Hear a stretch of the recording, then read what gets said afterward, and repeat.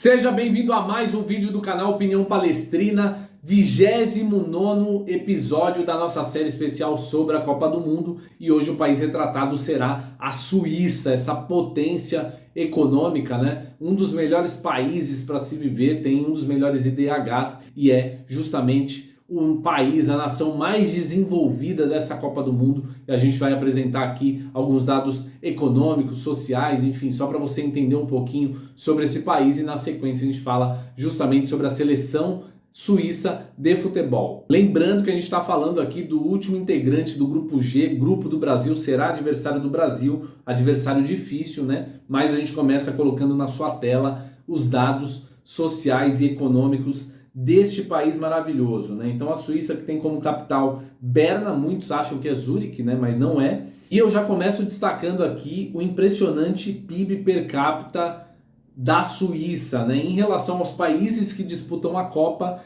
é a nação mais rica per capita do mundo, né? Então, cada cidadão suíço recebe, em média, cerca de 84 mil dólares, né? Se você fizer essa conta aí vezes 5,50, então pense aí em cada cidadão como se recebesse, né? Você não deve fazer essa conta, mas a gente faz até para ter uma ideia de ordem de grandeza, né? Pense aí em cada cidadão aqui no Brasil, de repente, ganhando 40 mil reais. Seria uma boa, né? Isso por mês, claro, né? E aí, no total, cerca de 450, 460, enfim, aí depende do câmbio, né? Ao ano. Então, realmente chama atenção e tem simplesmente o melhor IDH do mundo, né? O país mais desenvolvido do mundo, um dos países em que tem mais infraestrutura, tem mais saúde, tem mais segurança, né? Um dos melhores lugares para se viver no mundo, ou o melhor lugar, né? Se você levar em conta o IDH. Então é impressionante como a Suíça ela é rica, né? É um país que não é muito grande, mas tem uma riqueza absurda no seu território.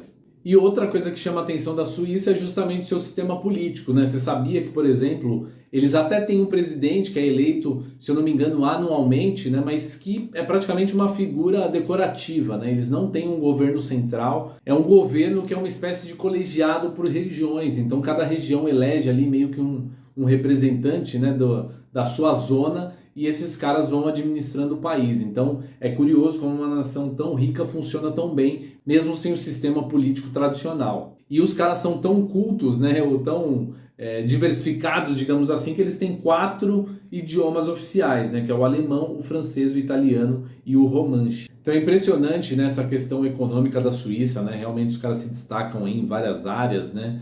Mas agora a gente vai falar da bola, né? Então a gente vai apresentar um pouquinho sobre essa seleção suíça, né? Que não tem muita tradição no futebol, né? A gente vai observar aqui nessa segunda tela, a gente começa a colocar para você, né? Por exemplo, as conquistas, não existe nenhuma, né? O futebol suíço aí praticamente nunca ganhou nada de importante, né? Claro, um ou outro torneio aí menor que não tem muita relevância, mas chega aí para sua 12ª Copa do Mundo, né? Já participou 11 vezes e chegou nas quartas de final em 3 oportunidades, né, em 34, 38 e em 1954. Chegou para essa Copa do Mundo como o primeiro lugar aí do Grupo C, né, entre 6 seleções, e atualmente é a 15ª melhor seleção do mundo, segundo o ranking da FIFA. Então é uma seleção que atualmente joga no esquema aí, num 4-5-1, esquema super diferente, né? E tem uma média de idade de 27,2 anos. Então agora a gente vai conhecer um pouquinho sobre esses jogadores, a gente vai mostrar jogador por jogador, começando agora. Então o primeiro jogador é o Yann Sommer, ele que joga no Borussia, vou tentar pronunciar aqui, hein? Mönchengladbach, né? Da Alemanha, tem 33 anos, jogador experiente. E nós temos 4 jogadores aí no sistema defensivo, né? O primeiro é o Sylvain Widmer, ele que joga no Mainz, também da Alemanha, 29 anos. Ao seu lado, Fabian Schär, joga no Newcastle que tem feito uma boa temporada aí na Premier League. Na sequência a gente tem o Nico Eved, que também joga no Borussia Mönchengladbach e tem 26 anos. E fechando esse quarteto, o Ricardo Rodrigues, o nome mais fácil, né? Joga na Torino, tem 30 anos. E aí o meio-campo com 5 jogadores, né? São 4 jogadores na defesa, mais 5 jogadores no meio-campo. Chama atenção, um esquema super diferente. O primeiro deles é o Remo Freuler, joga no Nottingham Forest da Inglaterra, né? O último colocado atualmente, time que o Scarpa chegará em breve, tem 30 anos. Na sequência, o Djibril Sow, ele que joga no Eintracht Frankfurt, tem 25 anos. Também o Xherdan Shaqiri, que é o grande destaque dessa seleção suíça. A gente vai falar um pouco mais com detalhes sobre ele, né? Atualmente ele foi para o futebol dos Estados Unidos, né? Joga no Chicago Fire e já tem 31 anos. E os últimos dois jogadores aí de meio campo, o Ruben Vargas, ele joga no Augsburg da Alemanha, tem 24 anos, e o Granit Xhaka, ele que também é super conhecido, joga no Arsenal, tem 30 anos, inclusive ele é o quinto jogador aí com mais jogos pela seleção, 106 partidas já ao longo de toda a sua carreira.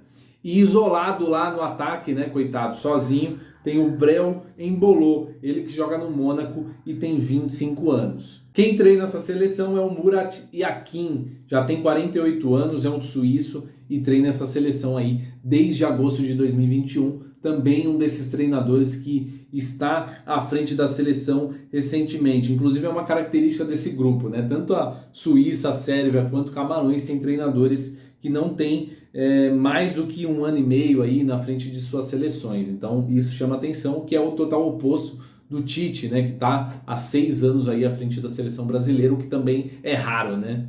E agora a gente traz os dados do destaque dessa seleção, né? O Xherdan Shaqiri é o jogador mais talentoso de fato dessa seleção suíça, né? Dessa geração, ele tem 26 gols em 108 jogos, não é um jogador tão goleador assim, embora ele não seja exatamente um atacante, né? Um jogador de criação, mas que chega bem ali para finalizar. Ele já jogou em vários grandes clubes, né?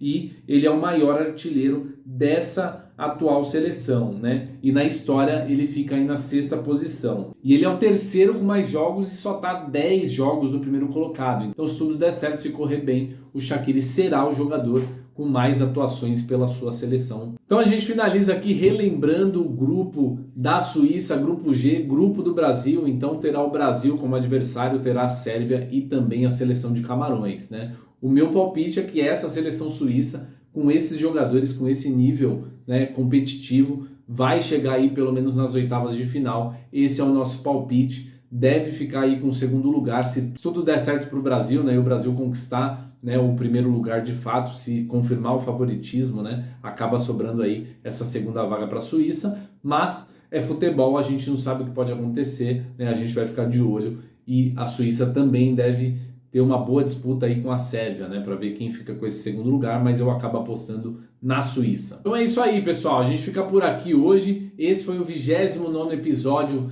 da série especial sobre a Copa do Mundo e amanhã a gente fala justamente sobre o último grupo. A gente vai começar falando sobre a Coreia do Sul, do craque Son, né? Será que ele vai para a Copa? Será que não vai? Existe uma incógnita, né? Pelo menos na data em que nós estamos gravando, mas a gente vai descobrir em breve. Então fica de olho, amanhã às 18 horas, episódio sobre a Coreia do Sul. Eu fico por aqui, um abraço e avante Brasil!